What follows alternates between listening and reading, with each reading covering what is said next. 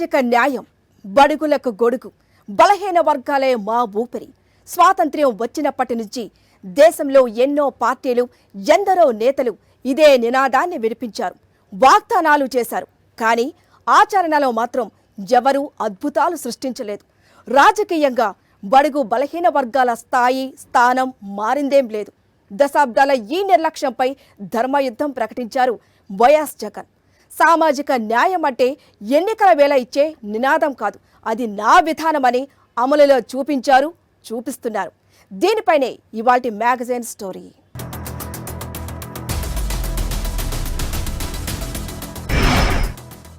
అణిచివేత, శతాబ్దాల అణిచివేత. స్వాతంత్ర్యం వచ్చిన తర్వాత కూడా అత్యంత హుందాగా, అందంగా, అధికారికంగా సాగుతూ వచ్చిన అణిచివేత. రాజకీయాల్లో, పాలనలో బడుగు బలహీన వర్గాలను చాలా నేర్పుగా తొక్కేసే కుట్ర ఈనాటిది కాదు. అరకొర అవకాశాలు ఇవ్వటం, మా పాలనలోనే వెనుకబడిన వర్గాలకు పెద్దపీట వేశామని మభ్యపెట్టడం. దేశవ్యాప్తంగా ఈ తరహా కుట్రలకు బడుగులు బలవుతూనే వచ్చారు. జనాభాలో మాత్రమే కాదు, రాజకీయాల్లో, పరిపాలనలోనూ బడుగు బలహీన వర్గాలు సగానికి పైగా ఉండాలని బలంగా ఆకాంక్షించిన నాయకుడు వైఎస్ జగన్. ఆచరణలో చేసి చూపిస్తున్న నాయకుడు వైఎస్ జగన్. నా బీసీలు, నా ఎస్సీలు, నా ఎస్టీలు, నా మైనారిటీలు, నా నిరుపేదల సంక్షేమం, ఇది మన మేనిఫెస్టోకు ఉన్న ఆత్మ, మన ఫిలాసఫీ. సామాజిక న్యాయం అనేది వైఎస్ జగన్ నినాదం కాదు, అది ఆయన విధానం. మేనిఫెస్టో ఆత్మనే బడుగు బలహీన వర్గాలు అని ప్రకటించిన నాయకుడు వైఎస్ జగన్. మన ఇంటి గడప తయారీ బీసీ, మన ఇంటి ఇటుకల తయారీ బీసీ, మన ఇంటి పునాది నుంచి పైకప్పు వరకు ప్రతి అణువు బీసీ, ఇంట్లో మనం కూర్చునే కుర్చీ, పడుకునే మంచం, మన ఇంట ఉన్న ఫర్నిచర్ తయారీ అంతా బీసీ.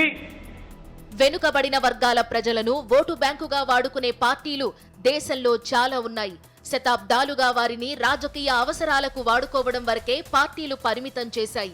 తొలిసారి బడుగులకు రాజకీయాల్లో, పాలనలో అగ్రతాంబూలమిచ్చిన నాయకుడు, పాలకుడు వైఎస్ జగన్. వెనుకబడిన కులాల్ని గాని,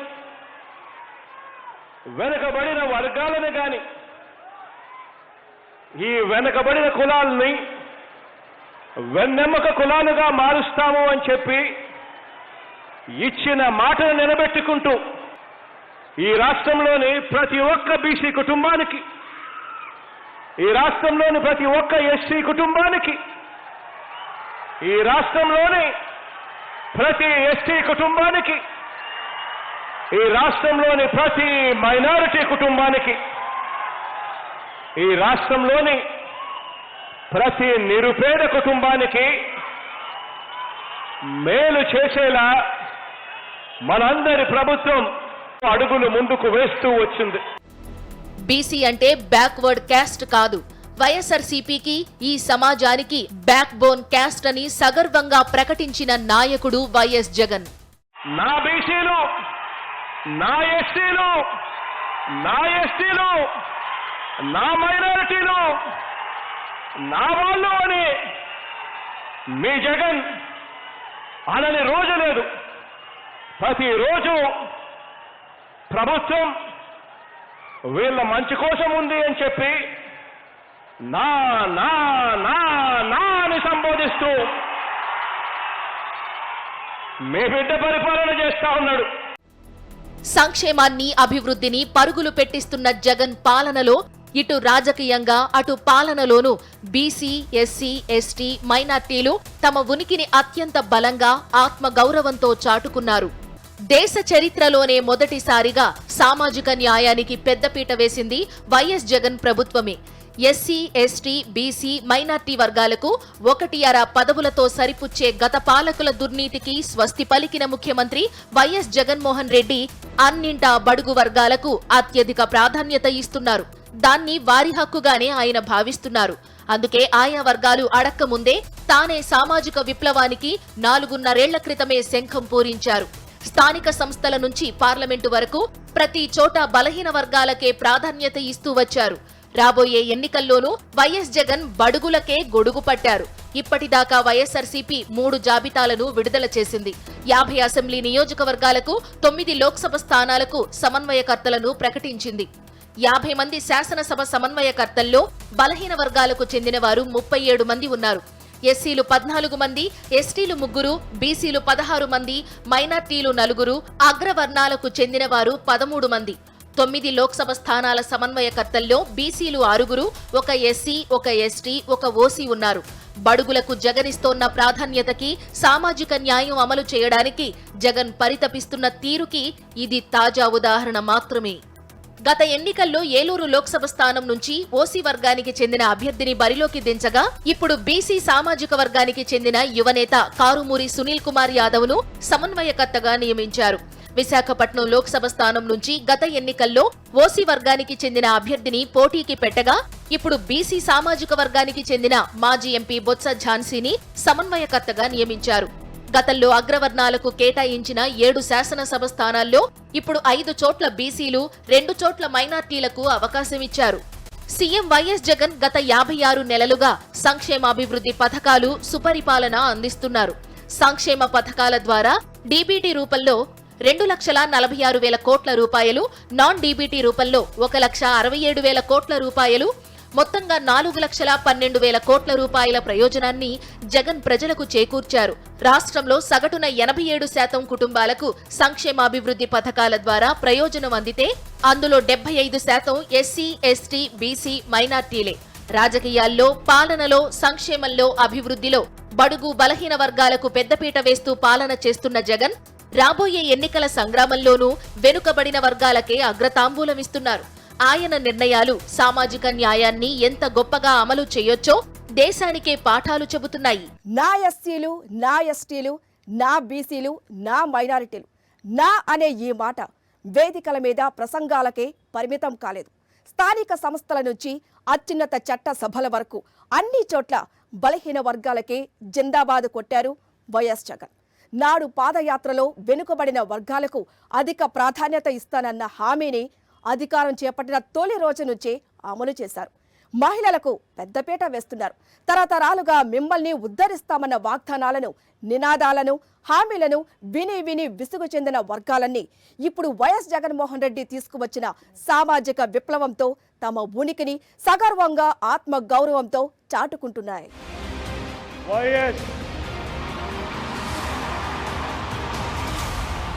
జగన్మోహన్ రెడ్డి అనే నేను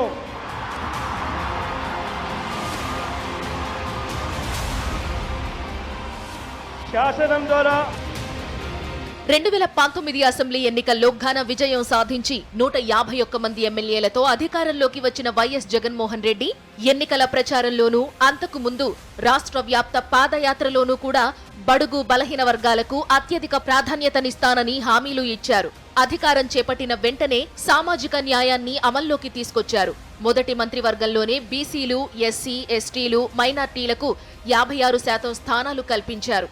రెండో విడత మంత్రివర్గ విస్తరణలో బలహీన వర్గాలకు 70% చోటు కల్పించారు.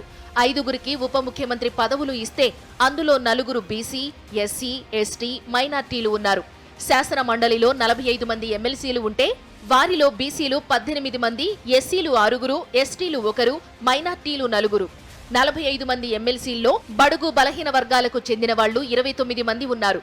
ప్రభుత్వ పరంగా నియమించే నామినేటెడ్ పోస్టులు ఇతరత్రా అన్ని పదవుల్లోనూ బీసీ, ఎస్సీ, ఎస్టీ, మైనార్టీ వర్గాలకు 50% మేరకు పదవులు కల్పిస్తూ ఏకంగా చట్టాన్నే తీసుకొచ్చారు వైఎస్ జగన్మోహన్ రెడ్డి. బడుగు బలహీన వర్గాలతో పాటు గత ప్రభుత్వాలు నిర్లక్ష్యం చేసిన మహిళా వర్గానికి జగన్మోహన్ రెడ్డి అత్యధిక ప్రాధాన్యతనిస్తున్నారు. మొదటి మంత్రివర్గంలో 3 మహిళలకు మంత్రి పదవులు ఇవ్వడమే కాకుండా దళిత మహిళలకు హోంమంత్రి పదవిని ఇచ్చి చరిత్ర సృష్టించారు జగన్మోహన్ రెడ్డి. మంత్రివర్గ పునర్వ్యవస్థీకరణలో 4 మహిళలకు మంత్రి పదవులు ఇవ్వడమే కాకుండా మళ్లీ మరో దళిత మహిళ తానేటి వనితకు హోంమంత్రిత్వ శాఖను కట్టబెట్టిన జగన్మోహన్ రెడ్డి తన ప్రాధాన్యతలను, ఆలోచనలను చాటుకున్నారు. ఎస్సీలకు 5 మంత్రి పదవులు, కాపులకు 5 మంత్రి పదవులు ఇచ్చిన జగన్మోహన్ రెడ్డి రెడ్డి సామాజిక వర్గానికి చెందిన 4గురికి మాత్రమే మంత్రి పదవులు కల్పించారు. మంత్రి పదవుల్లోనే కాదు, నామినేటెడ్ పదవుల్లోనూ బడుగు బలహీన వర్గాలకు జగన్మోహన్ రెడ్డి అధిక ప్రాధాన్యత ఇచ్చారు. జగన్మోహన్ రెడ్డి ముఖ్యమంత్రి అయిన తరువాత బడుగు బలహీన వర్గాలకు రాజ్యాధికారంలో ఎక్కువ అవకాశాలు రావడం, ఎక్కువ వాటా దక్కడం విశేషం. జనాభా ప్రాతిపదికన చూసుకుంటే ఎక్కువ జనాభా ఉన్న బడుగు బలహీన వర్గాలకు ఇంతకాలం తక్కువ పదవులు దక్కేవి. తక్కువ జనాభా ఉన్న అగ్రకులాలకు ఎక్కువ పదవులు కట్టబెట్టేవారు. దాన్ని జగన్మోహన్ రెడ్డి మార్చారు. బడుగు బలహీన వర్గాలకు దామాషా ప్రకారం దక్కాల్సిన వాటా కన్నా ఎక్కువగా ఆ సామాజిక వర్గాలకు ప్రాధాన్యతనివ్వడం ద్వారా ప్రభుత్వంలో కీలక నిర్ణయాల్లో ఆ వర్గాల పాత్రను పెంచారు. రాజ్యసభ స్థానాల్లోనూ బీసీలకు అగ్రతాంబూలం అందించిన ఘనత జగన్మోహన్ రెడ్డిదే. 8 మంది రాజ్యసభ సభ్యుల్లో 4 బీసీలే. పిల్లి సుభాష్ చంద్రబోస్, మోపిదేవి వెంకటరమణ, బీదా మస్తాన్రావు, ఆర్ కృష్ణయ్యలను రాజ్యసభకి పంపారు. వివిధ ప్రభుత్వ కార్పొరేషన్లలో 137 చైర్మన్ పదవుల్లో 53% బీసీలకే. ఇక ఎస్సీ, ఎస్టీ, బీసీ, మైనార్టీలను కలుపుకుంటే 137 చైర్మన్ పదవుల్లో 58% బలహీన వర్గాలకే ఇచ్చారు. ఏపీలో 13 జిల్లా పరిషత్ చైర్మన్ పదవుల్లో బీసీ, ఎస్సీ, ఎస్టీ, మైనార్టీ వర్గాలకు చెందిన వాళ్లు 9 మంది ఉన్నారు. 14 నగర కార్పొరేషన్లలో వైఎస్ఆర్సీపీ విజయబావుట ఎగరేసింది. 14 మేయర్లలో వెనుకబడిన వర్గాలకు చెందిన వాళ్లు 12 మంది ఉన్నారు. 196 వ్యవసాయ మార్కెట్ కమిటీ చైర్మన్లలో 60% మందిని బడుగు బలహీన వర్గాల వారినే నియమించారు. ఇలా చెప్పుకుంటూ పోతే ఇక దానికి అంతే లేదు. స్థానిక సంస్థల నుంచి అత్యున్నత చట్టసభల వరకు అన్ని చోట్ల బీసీలంటే కొందరికి ఓటు బ్యాంకు గుర్తుకు వస్తుంది, ఇంకొందరికి వెనుకబడిన తరగతులు గుర్తుకు వస్తాయి. అదే బీసీలను చూస్తే వైఎస్ఆర్ కాంగ్రెస్ పార్టీ అధినేత జగన్మోహన్ రెడ్డికి సమాజానికి అండగా నిలిచే వెన్నెముక గుర్తుకు వస్తుంది. ప్రతిపక్షంలో ఉన్నప్పుడు బలహీన వర్గాల మీద కపట ప్రేమ ఒలకబోయడం, గెలిచి అధికారం అందుకోగానే తోకలు కట్ చేస్తానంటూ వంకర బుద్ధిని ప్రదర్శించటం, జెస్సీలో ఎవరైనా పుట్టాలని కోరుకుంటారా అంటూ ఘోరంగా అవమానించటం. నారా చంద్రబాబు నాయుడు రాజకీయ జీవితమంతా ఈ తరహా కుట్రలతోనే నిండిపోయింది. గ్రామ పంచాయతీల నుంచి రాజ్యసభ సీట్ల దాకా నోట్లకే సీట్లు అంటూ రాజకీయాలను భ్రష్టు పట్టించిన ఘనుడు చంద్రబాబు ఇప్పుడు మళ్లీ పాత కుతంత్రాలకే పదును పెడుతున్నారు. బడుగు బలహీన వర్గాలను మరోసారి మోసం చేయటానికి సిద్ధమయ్యాడు. అయితే ఈసారి చంద్రబాబుని ఏ వర్గానికి చెందిన ప్రజలు నమ్మరంటే నమ్మరని రాజకీయ పరిశీలకులు స్పష్టం చేస్తున్నారు. నమ్మించి నిలువునా ముంచడంలో, తడిగుడ్డతో గొంతులు కోయడంలో చంద్రబాబుకు పోటీ ఇచ్చే నాయకుడు కూడా దేశంలో లేరు. పిల్లనిచ్చిన మామ అయినా, అండగా నిలిచిన నేతలైనా, ఓట్లేసిన ప్రజలైనా అందరినీ అవసరం తీరిన తరువాత మోసం చేయడంలో చంద్రబాబుని అందుకునే నాయకుడే లేడు. అలాంటి చంద్రబాబు మళ్లీ ఇప్పుడు అధికారం కోసం బడుగు బలహీన వర్గాలను మరోసారి వంచడానికి రెడీ అయ్యాడు. 2014లో సీఎంగా 5 ఏళ్ల పాటు లక్షల కోట్ల రూపాయల స్కామ్లు చేసి ఏపీ భవిష్యత్తును వెక్కిరించిన చంద్రబాబు వెనుకబడిన వర్గాలను కూడా ఎంతో ఘోరంగా అవమానించారు. ఇచ్చిన హామీని గుర్తు చేసి నెరవేర్చమని వేడుకున్న పాపానికి తోకలు కత్తిరిస్తానంటూ అహంకారం ప్రదర్శించారు. ఎస్సీల్లో ఎవరైనా పుట్టాలని కోరుకుంటారా అంటూ తన అసలు రూపాన్ని నిస్సిగ్గుగా ప్రదర్శించారు. అలనాటి సంయుక్త అవిభాజ్య ఆంధ్రప్రదేశ్లో కూడా ఇంత పెద్ద స్థాయిలో బీసీలకు పెద్దపీట వేసినటువంటి ముఖ్యమంత్రి ఎవరూ లేరు అనేటువంటిది వాస్తవం. తాజాగా ప్రకటించినటువంటి అసెంబ్లీ, లోక్సభ నియోజకవర్గాల సమన్వయకర్తల్లో కూడా బడుగు బలహీన వర్గాలకే పెద్దపీట వేశారు. దేశంలోనే సామాజిక సాధికార యాత్రకు ఇంత గొప్పగా ఆచరిస్తున్నటువంటి ముఖ్యమంత్రి వైఎస్ జగన్మోహన్ రెడ్డి గారు తప్ప మరొకరు కాదు అని చెప్పాలి.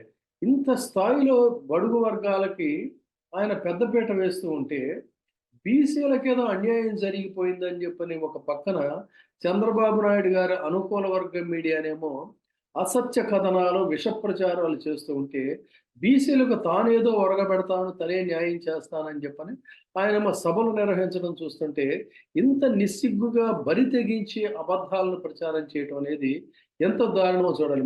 2014లో అధికారంలోకి వచ్చిన తరువాత ఒక్క మైనార్టీని కూడా తన క్యాబినెట్లోకి తీసుకోలేదు. బాబు హయాంలో ఎస్సీ మంత్రులు 2 అయితే జగన్ పాలనలో ఎస్సీ మంత్రులు 5 ఉన్నారు. 5 ఏళ్ల పాలనలో ఒక్క బీసీని కూడా చంద్రబాబు రాజ్యసభకి పంపలేదు. జగన్ పాలనలో రాజ్యసభ ఎంపీలుగా 4 బీసీలు ఉన్నారు. బాబు పాలనలో వెనుకబడిన వర్గాలకు చెందిన ఎమ్మెల్సీలు 18 మంది. జగన్ పాలనలో వెనుకబడిన వర్గాలకు చెందిన ఎమ్మెల్సీలు 29 మంది. గ్రామ పంచాయతీల స్థాయి నుంచి ఏ దశలోనూ బీసీ, ఎస్సీ, ఎస్టీ, మైనార్టీలను ఎదగకుండా అణగదొక్కడం తొలి నుంచి చంద్రబాబుకి అలవాటేనని రాజకీయ పరిశీలకులు విశ్లేషిస్తున్నారు. 2017లో సుప్రీంకోర్టు కలోజియం ఆంధ్రప్రదేశ్కు చెందిన 2 న్యాయమూర్తులను హైకోర్టుకు సిఫార్సు చేస్తూ కేంద్రానికి లేఖ పంపితే వెంటనే చంద్రబాబు నాయుడు గారు ఆ 2 బీసీ న్యాయమూర్తులు, ఒకరు అమర్నాథ్ గౌడ్, మరొకరు అభినవ్ కుమార్ చావలి, వారిద్దరికీ కూడా అర్హత లేదు, వారిద్దరూ కూడా సమర్థులు కాదు అని అధికారపూర్వకంగా చంద్రబాబు నాయుడు గారు వారికి వ్యతిరేకంగా లేఖ రాసి కేంద్ర న్యాయ మంత్రిత్వ శాఖకు పంపారు. ఈ విషయంపై అప్పట్లో జస్టిస్ మంజునాథ్ కూడా చంద్రబాబు వైఖరిని తీవ్రంగా తప్పుపడుతూ బహిరంగంగానే వ్యాఖ్యలు చేశారు. ఎందుకు చంద్రబాబు నాయుడు గారికి బీసీలంటే అంత కోపం, అంత ద్వేషం? బడుగు బలహీన వర్గాలను రాజకీయంగా వాడుకోవడం తప్ప సామాజిక న్యాయాన్ని ఏ కోశాన అమలు చెయ్యని చంద్రబాబు ఆ వెనుకబడిన వర్గాల వారిని అడ్డం పెట్టుకుని పొలిటికల్ మైలేజీ కోసం చాలా కుట్రలే ఆడాడు. బీసీ నేతలను రాజ్యసభకి పంపిన చరిత్ర నాది అంటూ చంద్రబాబు కొందరి పేర్లు చెబుతుంటారు కానీ ఒక్కో రాజ్యసభ స్థానాన్ని 100 కోట్ల రూపాయలకు అమ్ముకున్న హీనమైన చరిత్ర చంద్రబాబుది అని రాజకీయ వర్గాలు చెబుతుంటాయి. ఇప్పుడు చంద్రబాబు అవినీతి విశ్వరూపం చూసిన తెలుగు ప్రజలు ఆయన్ను చీత్కరించుకుంటున్నారు. దత్తపుత్రుడు పవన్ కళ్యాణ్ టీడీపీ పల్లకి మోయడానికే జనసేన స్థాపించారన్న నిజం కూడా ప్రజలకు తెలిసింది. ఇటు లోకేష్ తో ఏమాత్రం ఉపయోగం లేకపోగా పార్టీకి నష్టమే అని పచ్చకండువాలే గొల్లుమంటున్నాయి. ఇలా అన్ని వైపుల నుంచి ప్రజలకు దగ్గర కావడానికి దారులు మూసుకుపోవడంతో మరోసారి బడుగు బలహీన వర్గాలను వాడుకుని మోసం చేయడానికి చంద్రబాబు సిద్ధమవుతున్నారు.